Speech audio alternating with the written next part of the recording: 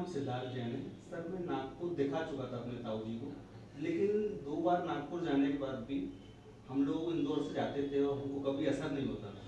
और ताऊ जी का भी जो फीडबैक था वो ऐसा था कि इलाज चल रहा है लेकिन कुछ हो नहीं पा रहा है। सर लास्ट ईयर हमने भोपाल आपको दिखाया, आपने 3 महीने का टाइम लिया, लेकिन सर अब ताऊ जी बहुत बेटर है सर। मैं सिर्फ इसीलिए आज आया हूँ आपके पास। ताऊ जी नहीं आ पाए, लेकिन सर आपने जो भी करा, it's just like miracle. Thank you तो सो थोड़ा मच। तो बताइए ऐसा क्या डिफरेंट था जो वहाँ नहीं हो पा रहा था नागपुर में, यहाँ इतना इजी करके। देखिए, हम लोग क्या करते हैं यहाँ पे, हमारा जो अस्थमा एलर्जी सेंटर है, हम जड़ पे जाते हैं। ठीक है। कि लोग बोलते हैं अस्थमा है, इनहेलर दे दिया है, जिंदगी भर चलेगा, ऐसा नहीं है। हमें हाँ। इसका जड़ पकड़ना होता है, किस चीज से एलर्जी है। तो हमने जैसे कि एलर्जी टेस्ट किया, उसमें हमें पता चला कि डस्ट माइट की एलर्जी है। फिर डस्ट माइट के लिए मैंने उनको बताया कि किस चीजों से बचें जिससे डस्ट माइट की एलर्जी ना हो, और साथ में डस्ट माइट की वैक्सीन भी दी। तो अब वैक्सीन देने के कारण बॉडी डस्ट माइट के होने से भी रिएक्शन नहीं देती, एलर्जी नहीं प्रोड्यूस करती। तो जैसे ही उनका एलर्जी ठीक हुआ, उनका इनहेलर का रिक्वायरमेंट भी ठीक हो गया, उनका अस्थमा भी बेटर हो गया। सर एक चीज और, जैसे आप ये बता रहे हैं अब तो हो भी गया इलाज, फिर भी आपने तब भी यही चीज बोली, लेकिन सर हमारा जब नागपुर ट्रीटमेंट चल रहा था तो हम ज्यादा पूछते थे तो डॉक्टर वाज लाइक देखिए ये अस्थमा है, इसका कुछ हो नहीं सकता, आपको इनहेलर और मेडिसिन तो जिंदगी भर लेनी है। वो ऐसा क्यों बोलते थे? आपने कभी नहीं बोला कि जिंदगी भर मेडिसिन लेनी है, ये कंडीशन इससे खराब नहीं होगी लेकिन ऐसी तो रहेगी। वो ये बोलते थे इससे खराब नहीं होने देंगे लेकिन ऐसा तो रहेगा। तो सर आजकल ट्रीटमेंट में बहुत एडवांसेस आ गए हैं और एलर्जी को पकड़ने के बहुत सारे तरीके आ गए हैं। और अस्थमा क्या है? अस्थमा एक लंग्स की एलर्जी है। अस्थमा में क्या होता है, जैसे कि आप देखेंगे ये नॉर्मल सांस की नली है। अस्थमा में सांस की नली में सिकुड़न आ जाती है, तो वो छोटी हो जाती है और इसको ट्रीट नहीं करके तो अंदर बलगम फंसने लगती है और उसमें इन्फेक्शन होता है। तो ये जिस कारण से हुआ है उस कारण को ठीक करना है, पहचानना है किस चीज से एलर्जी है, और ये जब हम पहचानते हैं तो इसको पूरी तरह से जैसे ठीक कर सकते हैं।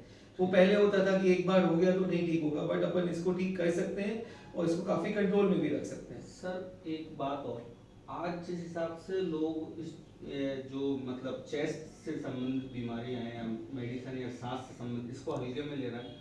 और दूसरी चीज और हम क्या अवेयरनेस कर सकते हैं जो लोग अस्थमा को पहचाने, क्योंकि स्मोकिंग की तरफ जो यूथ बढ़ रहा है और पॉल्यूशन आज दिल्ली में नहीं सर भोपाल में भी ये हर जगह है, और आप एज अ ब्रांड आज रिप्रेजेंट कर रहे हैं भोपाल को न्यूमोनोलॉजिस्ट। तो सर कुछ आप ऐसा बताएं क्या इसके सिम्टम्स है, अर्ली स्टेजेस में कैसे अस्थमा को या फिर कोई भी सांस संबंधी बीमारी को हम रोक सकते हैं, थोड़ा सर आप बताएं। देखिए, prevention is always better than cure.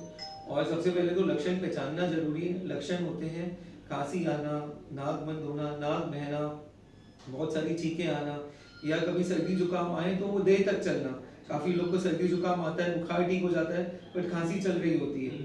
तो ऐसे अगर लक्षण है तो मतलब कुछ एलर्जिक या अस्थमेटिक कंपोनेंट है, और इसके लिए समय पे अपने डॉक्टर के पास जाएं, उनसे सलाह लें। और जिससे ये ना हो तो कभी भी हम पोल्यूशन वाली जगह जा रहे हैं तो मास्क पहने, सर्जिकल मास्क, ये जो ब्लू वाला मास्क हम पहनते हैं ये सर्जिकल मास्क कहलाता है। ऐसे 2 मास्क पहन लेते हैं तो वो एक N95 के बराबर होता है और उतना प्रोटेक्शन देता है। 2 मास्क पहन, ये 2 बहुत मास्क अच्छी बात पहनते बताई हैं। सर आप। ये बड़े सस्ते आते हैं, 5-10 रुपए के मिल जाते हैं, अफोर्डेबल। और इसको हम पहने स्पेशली जब बाइक वगैरह में जा रहे हैं तो तब इतना एक्सपोजर होता है, पॉलेंस वगैरह का एक्सपोजर होता है, ये एलर्जी करता है, तो उससे हम बच के रहते हैं अगर ये इससे हमारा नाक और मुंह ढका हुआ रहे। तो ये चीजें हैं। फिर ठंडे पदार्थ के सेवन से, स्पेशली जब मौसम चेंज होता है तो उससे हम बचें। ज़्यादा ठंडा पानी या ठंडी कोल्ड ड्रिंक्स वगैरह अवॉइड करें लेना, और अपने घर पे साफ सफाई रखें।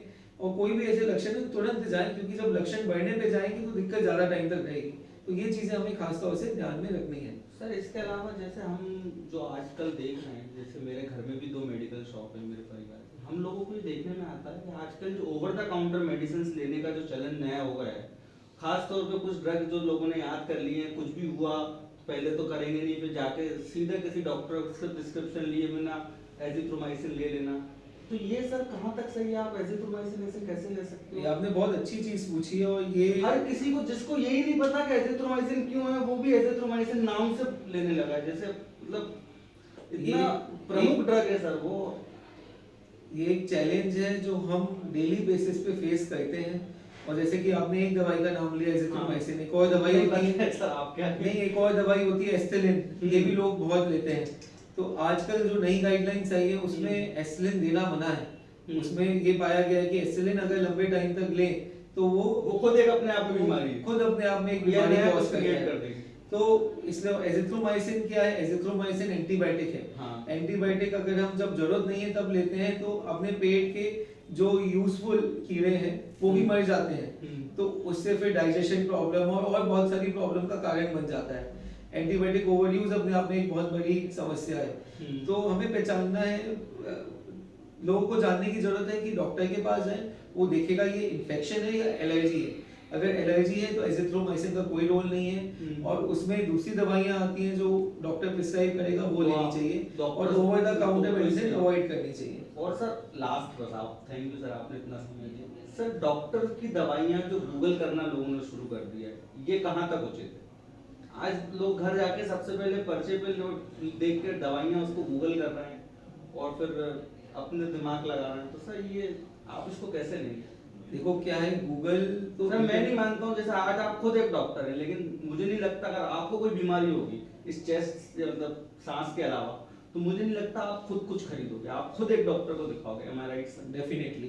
तो फिर सर लोग क्यों नहीं समझ ये तो देखो, ये कहते हैं काफी लोग, और आजकल जब से चैट जीपीटी और एआई आया हाँ। है तो लोग एआई पे भी सर्च करके आते हैं। प्रॉब्लम ये है कि गूगल या फिर कोई भी एआई जो rarest of the rare side effects हैं रख के, हाँ। जो मानो आप 1000 लोगों को दवाई देने से किसी एक में होंगे, वो हाँ। भी सबसे ऊपर दिखा देता है। हाँ, हाँ। और मरीज से हमारे पास वही आता है, वो सर, वाला ये साइड लेके इफेक्ट तो लेके लेके, हाँ। कि ये ना हो जाए, हाँ। उससे उसके दिमाग में एक डर बैठ जाता है, और फिर वो दवाई को एक्सेप्ट नहीं करता या ढंग से लेता नहीं है, और उनको प्रॉपर इलाज नहीं मिल पाता।